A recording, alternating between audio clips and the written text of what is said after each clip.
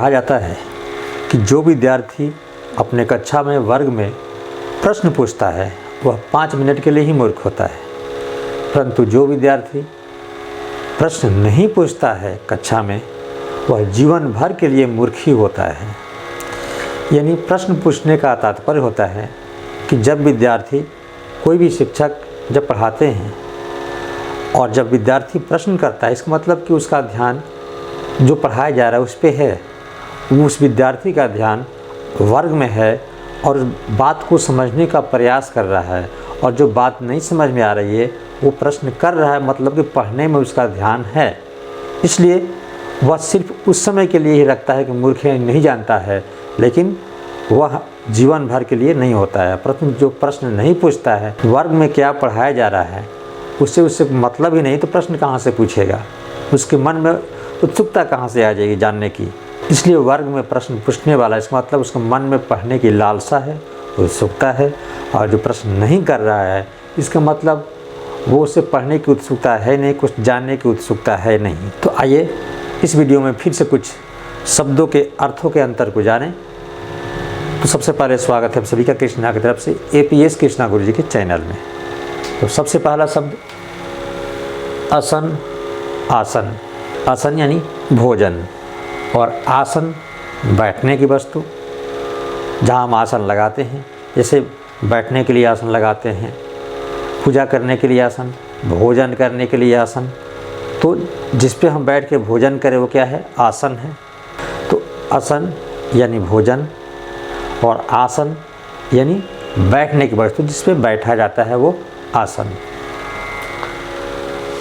अविराम और अभिराम, एक में है अविराम और दूसरे में वह जो है भ हो गया है, तो अभिराम। तो अविराम लगातार, निरंतर, अविराम चलते रहना, अपने रास्ते पर निरंतर लगातार चलते रहना, अविराम। अविराम यानी निरंतर, लगातार। और वहीं वह जब भ हो जाता है, अभिराम, सुंदर। अभिराम यानी सुंदर। फिर जलज और जलद।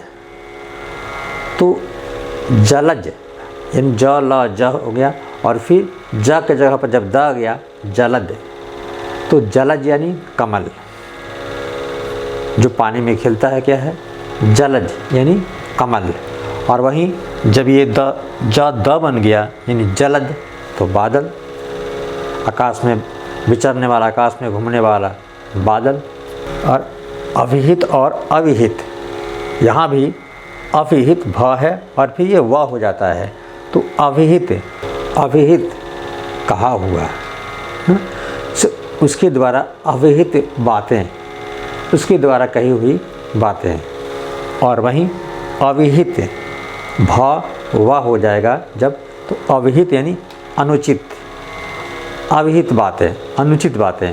और वहीं व का भ हो गया अविहित, तो कही हुई बातें, यानी अविहित बातें, कही हुई बातें।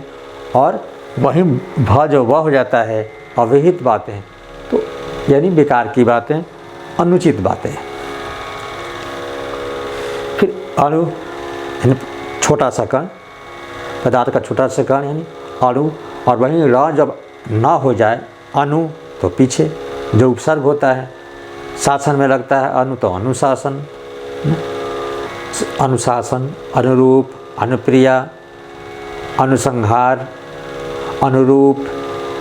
तो अनु क्या है, उपसर्ग है, तो अनु का शाब्दिक अर्थ होता है पीछे, और अणु यानी कण, पदार्थ का छोटा सा कण। तो इस प्रकार से इस वीडियो में हमने कुछ श्रुति संभिन्नार्थक शब्द, जो सुनने में समान और अर्थ में अंतर, शब्दों के बारे में जाना। तो वीडियो देखने के लिए धन्यवाद। छोटे हैं तो प्यार और आशीर्वाद।